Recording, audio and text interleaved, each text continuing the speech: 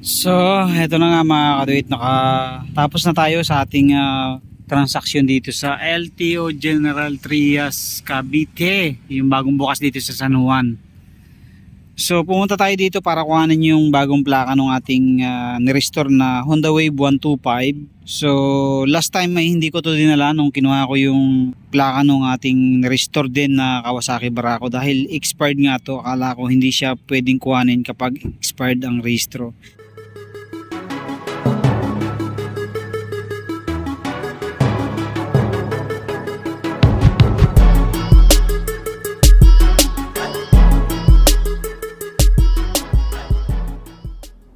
Yo, what's up mga kadit, ayan, welcome back dito sa ating YouTube channel. Kamusta po kayo? Isang mapagpalang araw po sa inyong lahat. At ito na nga, pupunta tayo ng LTO ngayon. Subukan natin kuhanan ng plaka tong ating Barako. Itong ating Wave kasi yung Barako natin, nakuhanan natin yan. So ngayon, pupunta tayo ng LTO, kukuha natin yung bagong plaka. So expired to ng 3 years.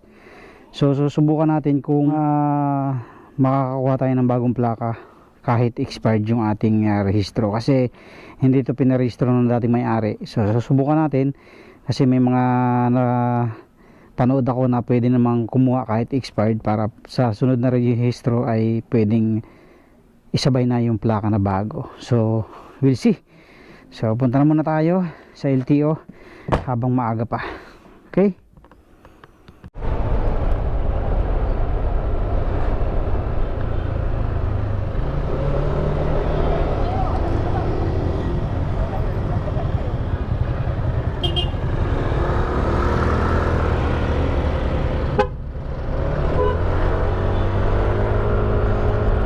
So, papunta na tayo. Wow! GT!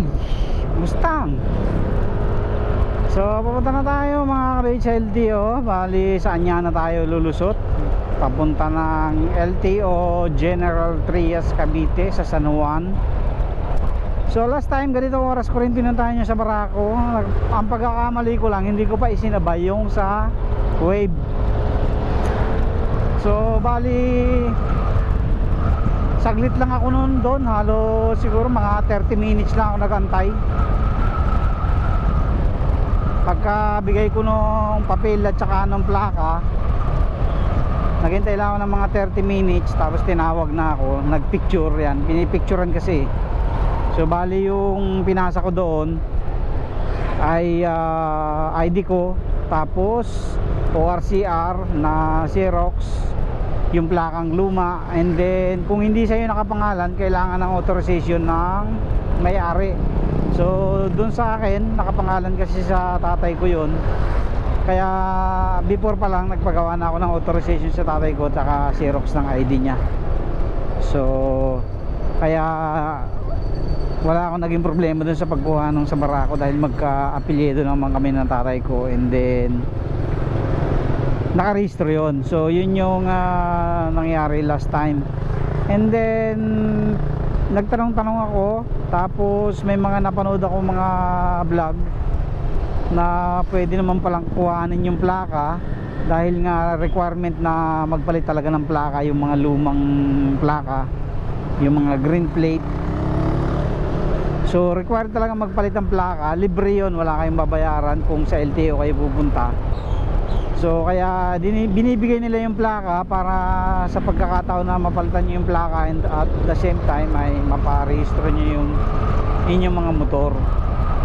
So kaya susubukan natin ngayon dito sa ating Wave. Ang nangyari naman kasi dito sa Wave na to, nabenta ko siya ng 2013, last 2013, dahil sa gusto ko magkaroon ng 4 wheels, dinagdag kong pambili ng 4 wheels. Tapos after ng ilang taon, gamit-gamit ng bilas. So makapag-abroad ang asawa niya hanggang sa napabayaan, at nag-decide sila na bumili ng bagong Honda Click. So last pag na nung nakuha natin. Wala na siya talaga sa magandang kondisyon. Kaya ako lang naman kinuha ulit dahil sa kagustuhan ko na makuha ulit, dahil yung motor na yon ay unang motor natin dito sa Cavite. Ayan. So yun ang kauna-unahang motor natin dito sa Cavite, at the same time yun din yung kauna-unahang motor na nakapangalan sa akin. So hindi nila napalipat sa pangalan nila, kaya kinuha ko ulit kasi iniisip ko nakapangalan na to sa akin eh. So wala na akong iintindihin, nakapangalan na siya sa akin, talagang urig na sa akin siya. Tapos itong Inmax ko nakapangalan din sa akin, kaya nagdesisyon talaga ako na kuhanin ulit. At the same time para mayroon din tayong pang alternate dito sa ating Inmax. So yung Mio before natin na pang alternate dito sa Inmax ay nabenta ko na, dahil may mga pangyayaring hindi natin naasahan. So bininta rin natin. And then ito na ang naging pang daily use natin, itong ating Nmax. Kaya ang odo nito ay tumaas na sobra, 36,000 na siya oh. Ito ay mag 3 years na ngayong February. 3 years na siya. So kaya ni-restore natin yung Wave para meron tayong magamit na isa pa pang alternate natin, pang pamamalingke, kasi nahihirapan ako mamalingke nung may mga biglang lakad na malapit lang. Ito kasi yung Nmax napakalaki, lalo lang pag masisikip na parkingan. Kaya yun ay na-restore natin yung Wave. Tapos naman na siyang i-restore, okay na siya, good condition na. Ang problema ko lang ngayon, hindi pa siya naka-restore dahil expired siya ng 3 years. I think parang last 2022 pa yung expiration niya. So dapat ma-restore siya. Dapat i-restore ko na. Ayun nga lang, masyado na ang delay. Dito tayo sa Anyana. Masyado na late dahil ang kanyang plate end ay 242 ang plate end niya, number. So February siya, kaya nangihinayang ako kung i-restore ko nung July ko kasi siya natapos eh, July o August. So nangihinayang ako na i-restore na agad dahil sayang naman. Magpaparehistro na naman ako ng February, di ba? Eh meron pa naman tayong nagagamit. Kaya yun. So ginagawa ko doon na lang muna siya nagagamit sa bahay, sa subdivision. So isang beses ko pa lang siya nadala dyan sa Rosario noong Sunday. Kasi akala ko SM Tansa kami pupunta, yung pala SM Rosario ang pupuntahan namin. Kaya yun, napilitan ako na dalhin kahit expired. So yun yung magiging alternate motorcycle natin next year, para kahit paano makapahinga naman to si Maxi. So dito may bagong LTO nga pala mga kaduwit, kakabukas lang nito last year nga ba o this year lang? Parang this year lang nga lang pala. Parang this year lang, January kasi ako nagpa-rehistro nung Barako ko eh. Parang kakabukas lang. Parang this year nga lang siya nagbukas. So malapit lang dito sa Anyana. Pagka galing ka ng Anyana, dire-diretso lang. Tapos tatawid ka lang ng Bukal Road at saka Santol Road. San Juan pala, hindi Santol Road. San Juan Road, yan. Tapos gawing kanan bago magsabungan. Yan. Yung mga gustong magparehistro, mabilis din dito kasi ilan pa lang yung mga nagpaparehistro dito eh. Unlike sa Naik, sa ibang mga LTO sa Kawit na maraming nagpupunta, kaya mahaba ang pila. So dito hindi pa ganun karami. Yun nga lang, sabi nung ibang tropa natin, may quota daw dito, parang 80 to 100 lang yung quota nila everyday sa rehistro. Kaya pagkatanghali ka na ay hindi ka na tatanggapin. Siguro ini-improve pa nila yung kanilang serbisyo dito. Kaya dito lang mga kalit, pag liban mo nito, ito yung road na papunta ng Gentry Bayan, galing ng Tehero.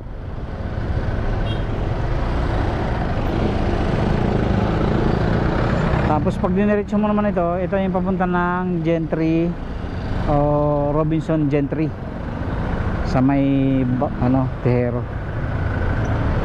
Oo, papunta ng Sabungan, Maple Grove, yan, dito yun.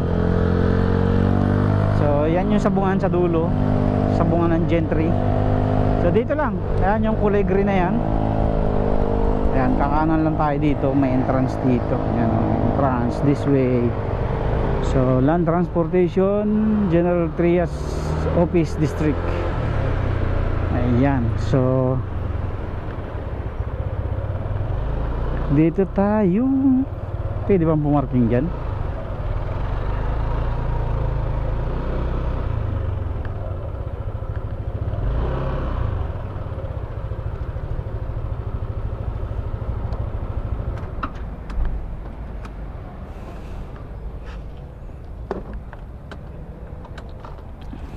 Okay. So dito na tayo mga kaduit.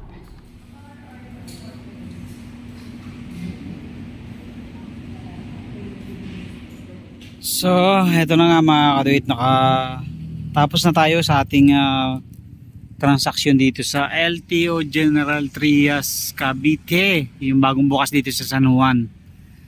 So pumunta tayo dito para kuhanin yung bagong plaka ng ating nirestore na Honda Wave 125. So last time ay hindi ko to dinala nung kinuha ko yung plaka ng ating nirestore din na Kawasaki Barako, dahil expired nga to. Akala ko hindi siya pwedeng kuhanin kapag expired ang rehistro.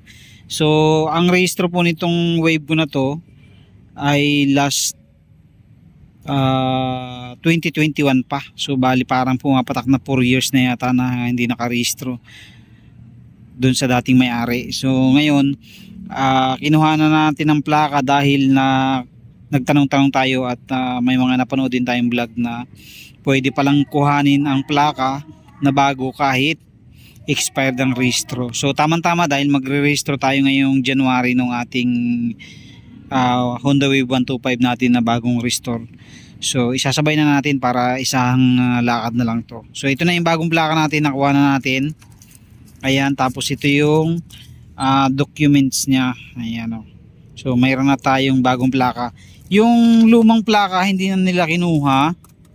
So nandito yung luma. Ito pa yung luma o.